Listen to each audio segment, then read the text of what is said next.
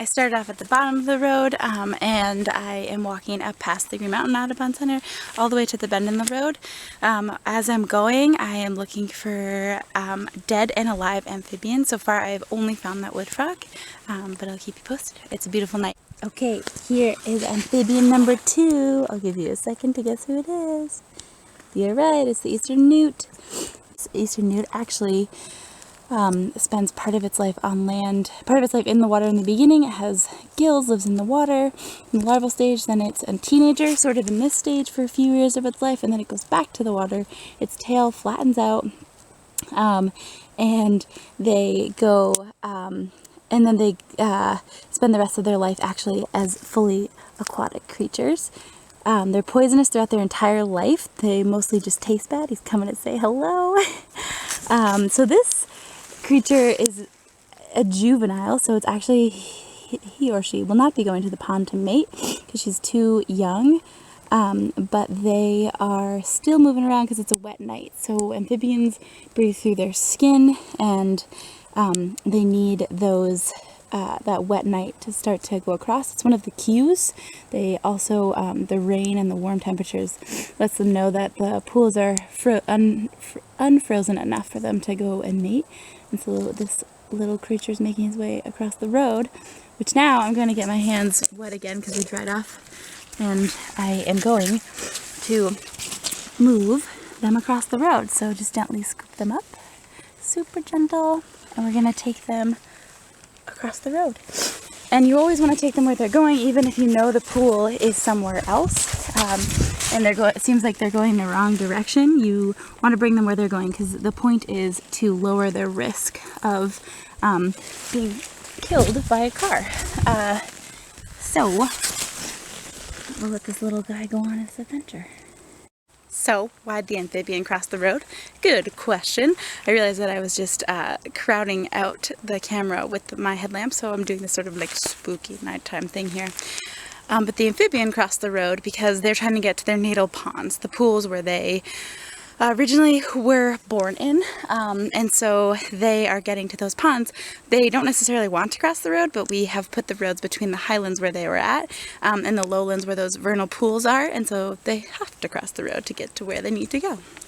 So we've reached the point at which the survey stops. I'm just walking around looking.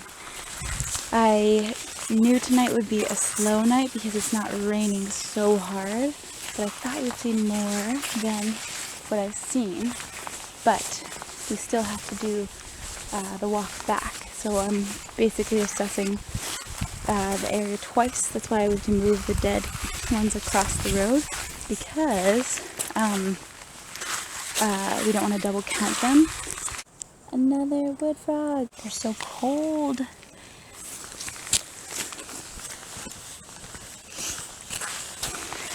Are amphibians cold-blooded or warm-blooded? Cold-blooded. Another buddy. So since I have been doing the survey, only 2 cars have gone by.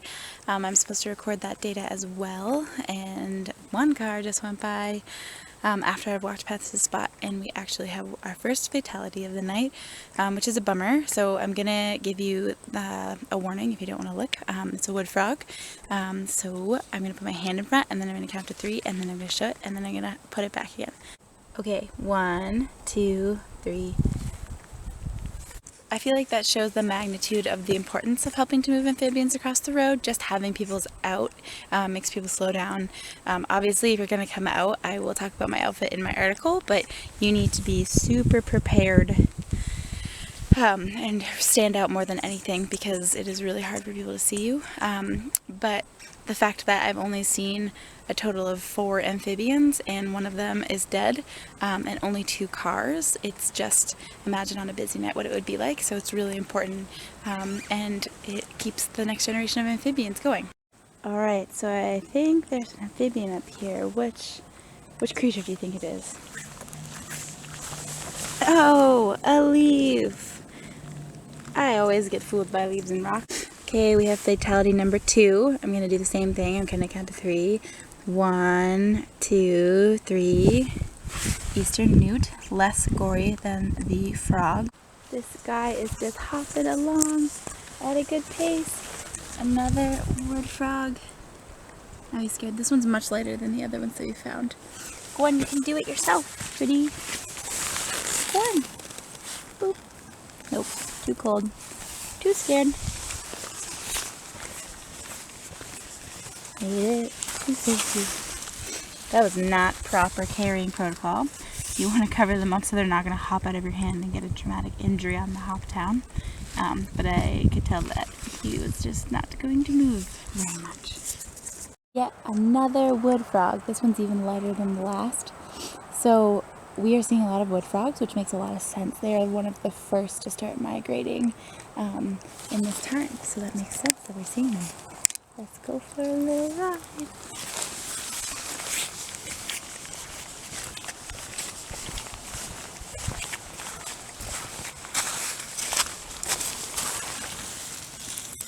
Check out that camouflage. Ooh, clean the eyeball.